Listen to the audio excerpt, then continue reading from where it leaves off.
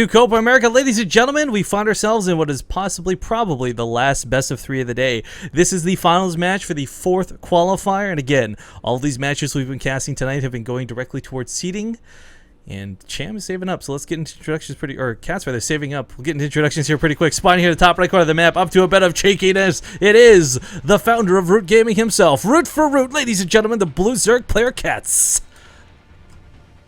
I forgot who we were casting for a moment. I was like, oh, a 6-4 Terran. In the upper left, as the red Zerg, it is Cham. Hailing from and representing No Dice Gaming, but his opponents, I want to talk about this. This is actually really important. Catz fought in a lot of ZVZs leading up to the finals, and a lot of times, if he wasn't going for an 8 pool, it was a 13 pool, and his opponent was doing the vice versa. There was a lot of situations, even if you check his Twitter from yesterday, where he's like, wow, I went for a 13 pool, he went for an 8 pool, or like there was these weird blind counters kept happening.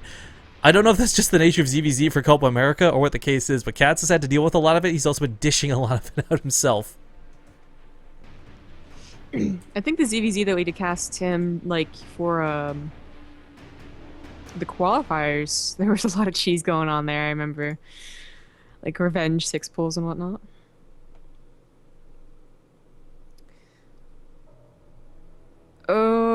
This isn't gonna do much though. The earlier pool's nice. For Catz, the timing on an 8 pool is so early that it does kind of really devote you to this. I think though okay. It should cancel the hatch. A 10 pool sometimes doesn't cancel the hatch. The lings come out just in time with a 15 pool.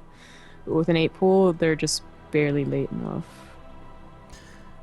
Okay, so I think one of the big things here is Cham is not your average Joe Schmo. For Copa America, we're seeing a lot of difference in skills between players. Some just really, really good against really, really decent Masters versus Grandmasters. We've even had some Diamond players in the qualifiers. The thing is, though, Cham is a top-notch Grandmaster player here on the North American server. This is a cheese that's going to hurt, but Is he going to save this? I was going to say, he might save it by pulling the drones into it. It's be terrible. It's be terrible, Catz. Okay, he's not going to save it. Cancel it, cancel it! Ooh, that hurts. Yeah, he could have had, well, I don't know if he could save it. Even if the drones were fighting in that one, I think Catz still micros around it and kills it. But losing all 300 minerals is definitely not good. Alright, so that's going to sting. That kind of puts Catz where he wants to be. The problem is, he's not killing drones. He did start joining up behind us himself. Still down in workers, though. He didn't go for a gas immediately behind this either, just now getting it. So his speed will be faster, as it looks like Cham is just not going to go for speed. He's going to go for a gasless expand. But it's not gonna be like a speed that capitalizes on anything. Sometimes the speed comes so fast afterwards that they can constantly dart in and out and really abuse someone who's trying to get a hatchery down after you. Yeah, the drone difference is 1 at this point, so it's oddly equalized in that regard, but it's where the ling count is that matters the most. And right now, it's about the same. There's a little bit of a lead here for Cham, but of course that's at home, not across the map, and the problem is a queen is worth a lot of lings.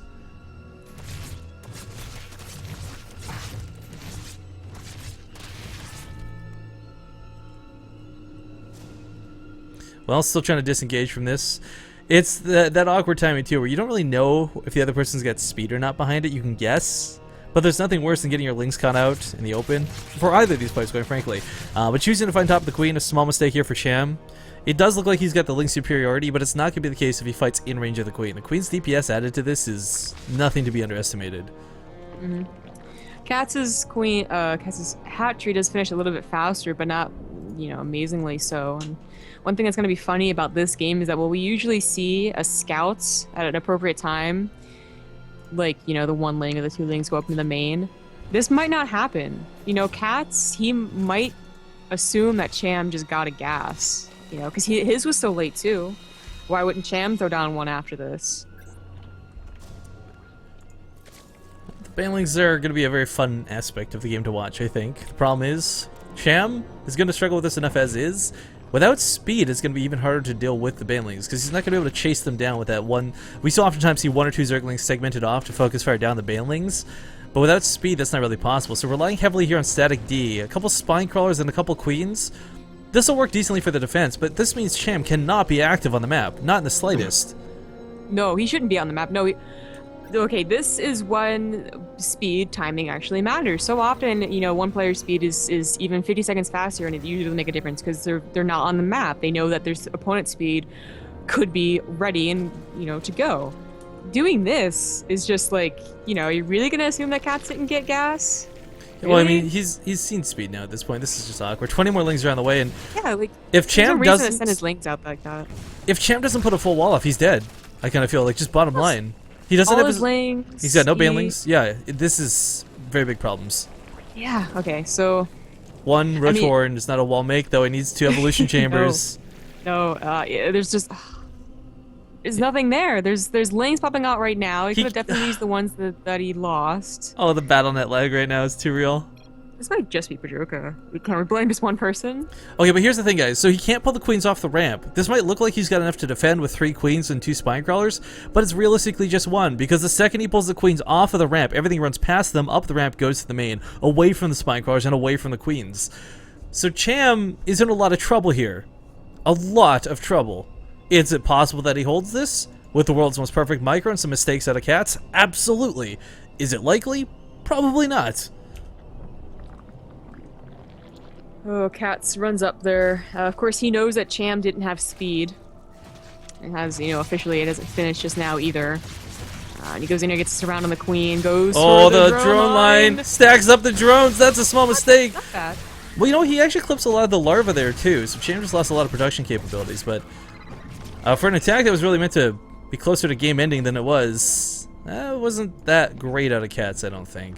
It wasn't a huge dedication of Catz, Maybe he does go for the huge dedication. I'm talking like 12 plus banelings and nothing but lings, and I think that would definitely end it.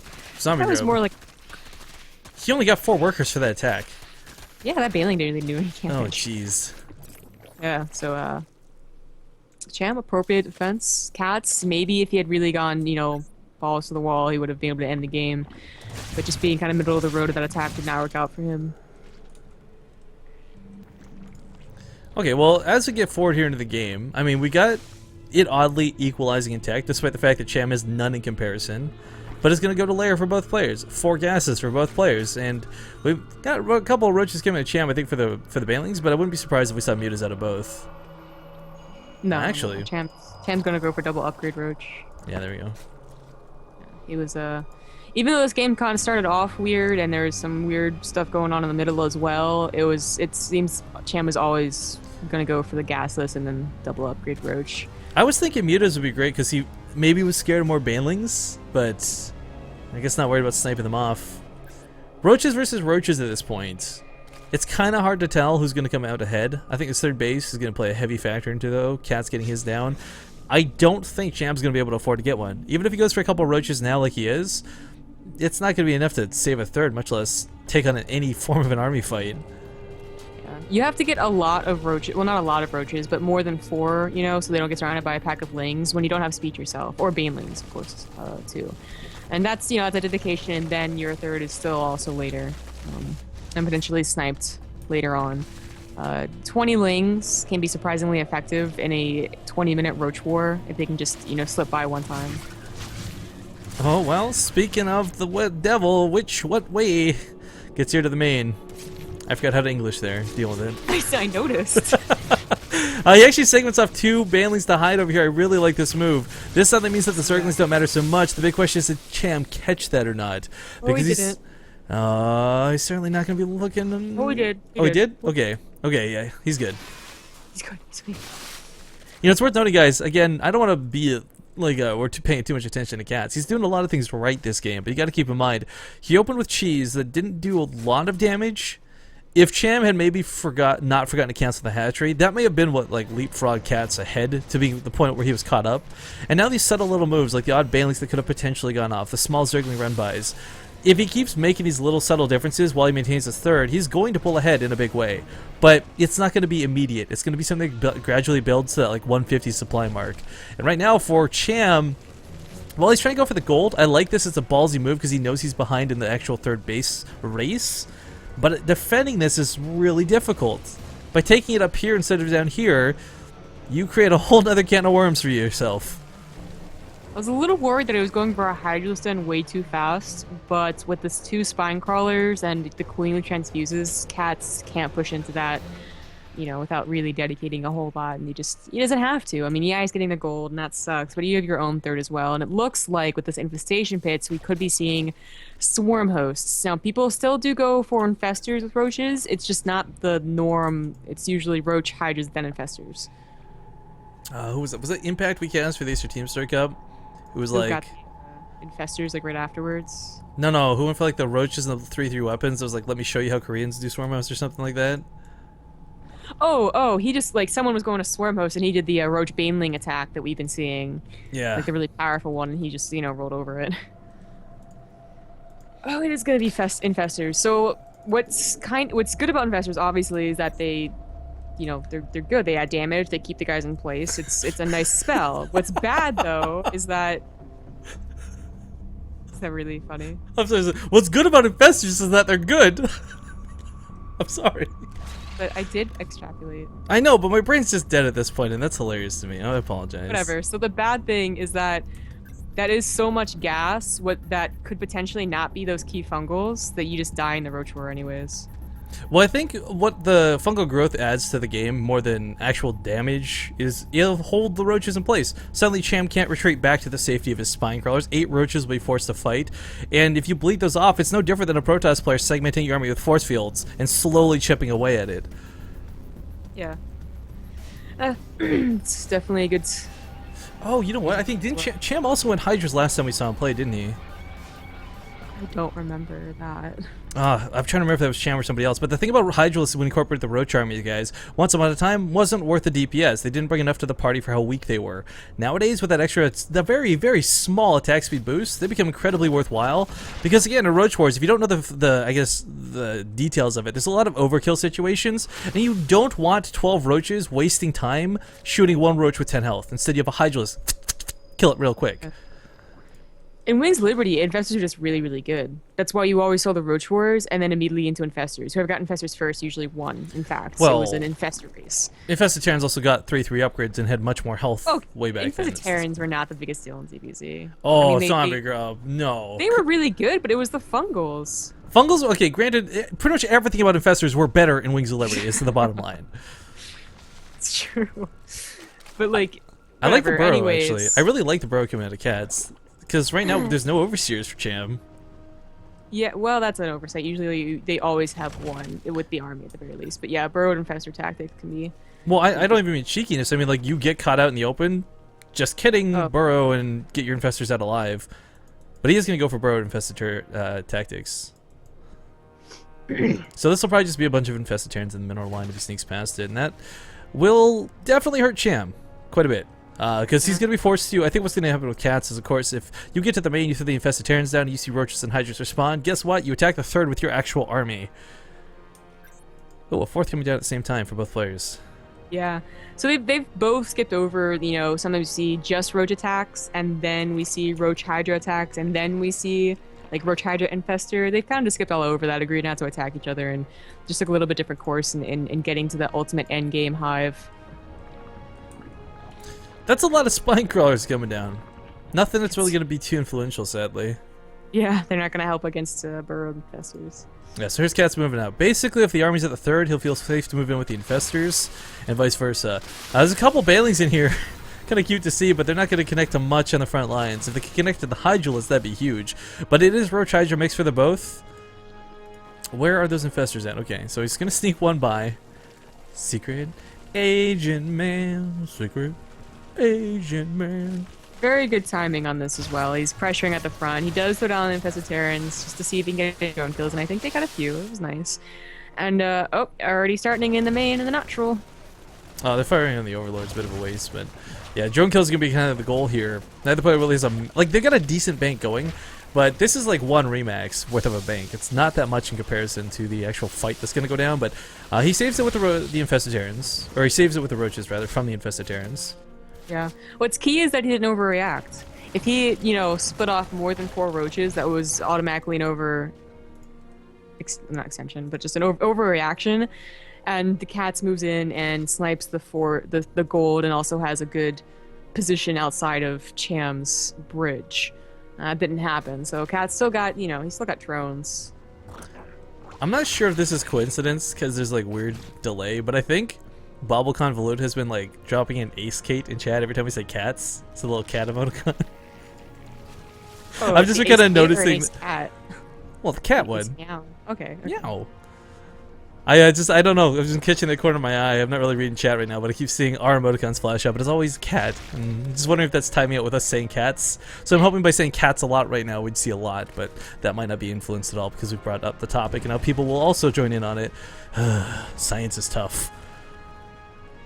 Yes, science is tough. That was science. Actually, what's curious to me, getting back on topic of the game though, while upgrades are on the way and while infestors for both players, spine crawlers are plenty, Cham doesn't actually have a really big bank compared to Catz, despite the fact that he's been on this gold base. Catz only on normal minerals actually has a larger mineral bank. Look what Cham's doing. I don't know why we don't see this that often. Oh, the supply cancel for the extra units? To get some infestors. That's what he was missing. That's actually pretty cool. To explain this real quick to anyone who doesn't Uh-huh. know, Cat's also doing it to get more than 200 supply. What you do is you build a bunch of spine crawlers. It counts as the drone being dead, so it takes away the supply count for the drone. You build units, you just cancel the spine crawlers. Bam, Bob's your uncle, you've got more army supply than 200. In fact, army supply at the moment actually is fairly even, surprisingly enough.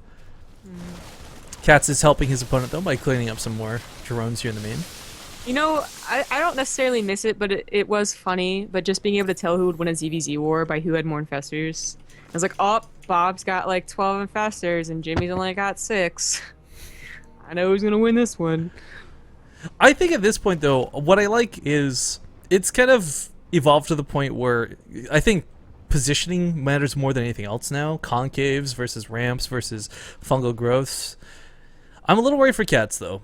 This attack coming is strong. He's going to have the advantage of the ramp going for him. If he keeps fungling things on the ramp, he'll win this fight. Cham's going to have 3-3. Cat's only going to have 3-2. That's only going to be for like 10 seconds, though. No, he's not going to have 3 therapists. Oh, I didn't even catch that. Good call. Going into here, I think his plan right here is, well... Fungal growths for both players. Who's red, who's blue? Because they're all green! Oh my god, the Blinding Cloud makes all the difference in the world right now. Cham cannot counterattack. He cannot fight back. And the Blinding Cloud... Yeah, he recognized it too. I think he had a good idea right there, right? He also had his own Vipers. Spine crawlers. What? No. Why didn't he throw on his own Blinding Clouds? Those must have been just late to the party. Maybe. Yeah, that sucks. That sucks for Cham. I don't think it's not game ending. No, those are the terrible ones. But yeah, not game ending. Cat's feeling very confident, giving away all of his energy here. Yeah. Okay, so Cham, just Catz is all types of grouped up. I was like, oh my god, the fungus gonna be so good. Blinding Cloud completely reversed that. Cham still has a good bank. He's coming back, and all he needs is his own fight like that, and it's a completely even game again, which is definitely possible. I'll give you chase down here towards the south. Again, both players are kind of maxed out, but Broodlords. Oh, that infestor, secret mission infestor right there. It worked out well. A couple Vipers died for it, but he got a lot of the Hydralisks. That's a lot of Spore Crawlers to build cancel. That instant. As he built 17 more Hydralisks. He's got Broodlords coming out. That man. If these Broodlords get fungal, they can't run away from the Hydralisks. It's the scariest thing in the world to consider right now. Because Broodlords alone don't have the DPS to hold this. Or the Infestarians underneath it either. Catz? Cham, are you gonna break through this? Oh my god, I think he might. He has so much left over. Broodlord's on the retreat. 18 Roachers coming to remax. Catz has a pretty big bank, but he doesn't have the larva or the supply cap to actually do this. Hydralisk on the ramp. We're gonna try and hold. The range of the Broodlords has got to be used kind of like that of a Colossus, but it's not happening. Cham! Oh my god, he's actually doing it! He's running out of Hydras. He doesn't have anything else for infested Terrans. Oh, wait, where were Catz infestors this entire time? I think they went across the map, but we brought them home like way later. Man, Hydra's... I always forget they have like the melee animation for when things do get up in their grill, but yeah. Catz is actually starting to hold this, and in large part it's because of those Broodlords getting positioned. He's starting to lose them now, and that's a bit of a problem, but as long as he keeps 2 Broodlords alive, I mean, it'll keep the Roach count back, and Cham's forced to disengage. Neither player without money, but Catz without larva. No one with an Overseer either, so all the infestors are like on top of each other, and they just like say like, see you later. Yeah. Hey. Ooh, that's weird. Dude, you ever watch Tremors? Is that the Kevin Bacon one? Yeah, that's a- what infestors are when they're burrowed. That's a freaky movie. It was. I thought the people were really dumb too. That's what my favorite part was. No, it was actually not that great of a movie. You watched it again, it wasn't terrifying and it wasn't that good. I know, that's what I'm saying. Like, it was dumb. Like, dude, just stand on the rocks. You're good to go. Quit feeling the need to jump off. Jeez. Well, they were gonna starve. I don't know. They're dumb in other ways, but Okay, anyway. focusing on the game at hand, what's worth noting is Catz has not been able to remax. This has been a big problem. Cham, though, what's been giving him a lot of power and force in this game was the acceleration in that gold base. That's run out behind this. So once he uses his bank up, if Catz can keep trading the way he has been, maybe he turns this around. But this is looking pretty bad. He doesn't have the Broodlord count, and the ones morphing in are on the front lines. Catz's infestors are never with this army. They're over to the left looking to do some, infested Terran tactics. But that is one thing that would make the Broodlords really effective, that Broodlords would outrange everything that is fungal.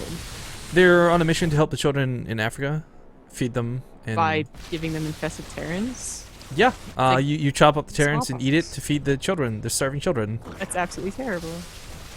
Well, how would you they're solve probably not solve good. world hunger, Zombie Grub? Do you have a better They're solution? infested, okay? You don't give children infested stuff. It's like calamari. Look at those tentacles. They're like octopus. It's a delicacy, is what it is. Infested calamari. Jesus, don't give your child that. Keep Okay, I Rifkin think away from your kids. Bottom line. Cham is just I think he's won this game. I mean, Catz his only like thing going for him right now is Cham? He's making mutas. This is actually going to work out perfectly because Broodlords can't shoot up, and there's no Hydralisk left in play. Right, yeah. So he is. The infestors would need to win the game for Catz, and they're no longer that good. I can't believe it, by the way. Like, let's give Cham some proper credit. He took the worst engagement possible. He lost over half of his army to those blinding clouds and those fungals, and a primary amount of it was Hydralisk, not roaches. Yet he still turns this game around on Catz. Good game, certainly called. And game 1 won. We'll go to Cham.